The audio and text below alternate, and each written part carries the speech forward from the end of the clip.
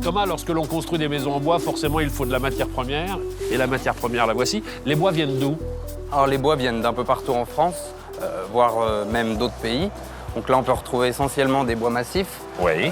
qui vont être destinés à l'ébénisterie, donc du sapin, du chêne, des bois exotiques et du noyer. Vous travaillez pratiquement toutes les essences. Toutes les alors. essences, tout à fait. Donc ça, ce sera la menuiserie, l'ébénisterie, l'agencement aussi peut-être dans la maison. Et en ce qui concerne effectivement la structure, c'est-à-dire ce qui sera le squelette de la maison, on est sur des bois comme ceci? Non, on est sur des bois différents que je vous invite à découvrir. Thomas, je suis très étonné par la longueur des sections effectivement que vous présentez ici. Vous pouvez aller jusqu'à quelle taille à peu près? Jusqu'à environ 15 mètres. Ça, c'est le principe du lamellé-collé. Tout à fait, on est sur du lamelé collé épicéa. Donc ça représente tout le squelette de la maison. Oui.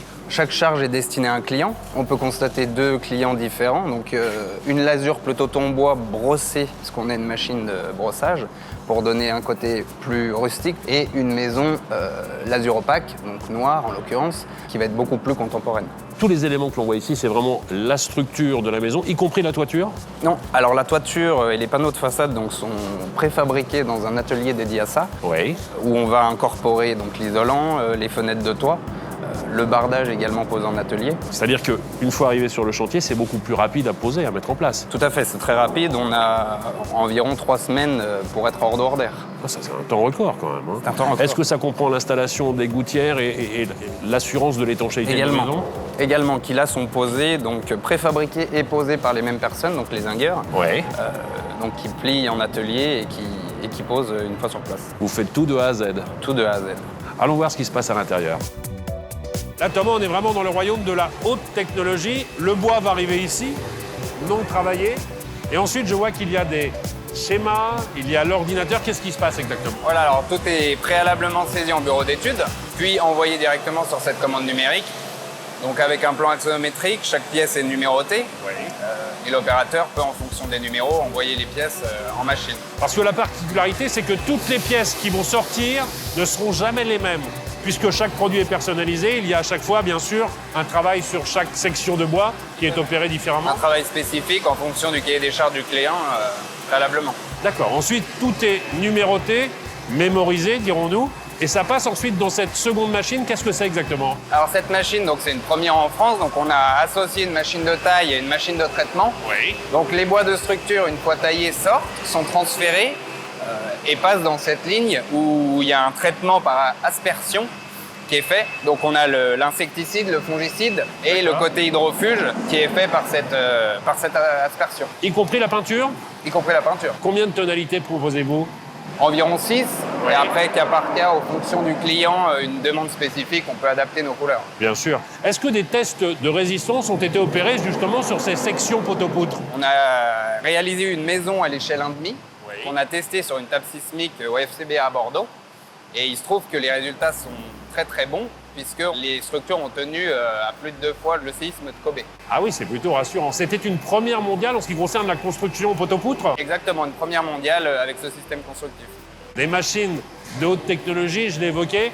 On est bien loin effectivement des scies qui ont dû servir peut-être dans l'entreprise, Qui ont non? servi à mon grand-père à l'époque pour tailler les charpents. Alors Thomas, on a la structure de la maison, mais le travail n'est pas fini pour autant. On dit souvent la mariée est belle autant qu'elle soit bien habillée.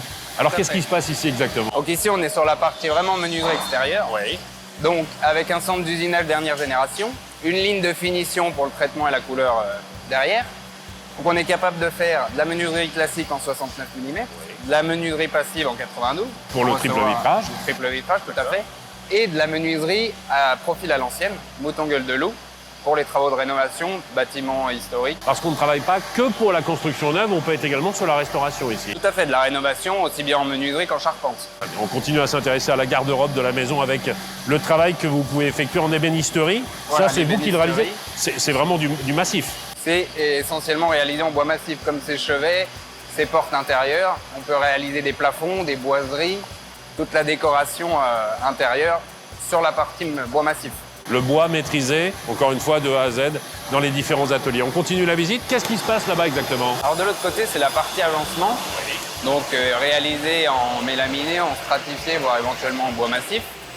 où on va personnaliser en fonction du cahier des charges du client sa maison, avec des cuisines, des meubles salle de bain, des bibliothèques, tout ce que le client pourrait nous demander. Ah, vous pouvez intervenir pour toutes les pièces de la maison. Tout à fait. Chaque personne est responsable de son ouvrage de A à Z, qu'il sensibilise au travail de qualité. C'est-à-dire qu'on a conservé une touche très artisanale dans l'entreprise malgré tout. Est-ce que vous êtes à même de pouvoir fabriquer les escaliers aussi dans la maison? Tout à fait. Donc on a une personne qui est dédiée aux escaliers, qui peut les réaliser soit en lamelé collé, soit en bois massif, en métal, en verre éventuellement. Ah, vous pouvez y associer d'autres matériaux. Tout à fait. Il y a plusieurs choses qui méritent d'être soulignées ici. C'est dans un premier temps la propreté des ateliers. Comment faites-vous? Alors, le travail de qualité ne peut se faire que dans la propreté. Bien. C'est pour ça que donc, chaque vendredi, une demi-heure est consacrée au nettoyage des ateliers. Et on est aussi doté de systèmes d'aspiration très performants dans chaque bâtiment qui va nous permettre de récupérer tous les copeaux et, une fois l'hiver venu, de chauffer à l'aide de ces copeaux. Moi, je suis admiratif parce que vous avez développé des machines de haute technologie avec parfois des formats XXL, donc adaptés véritablement à vos besoins.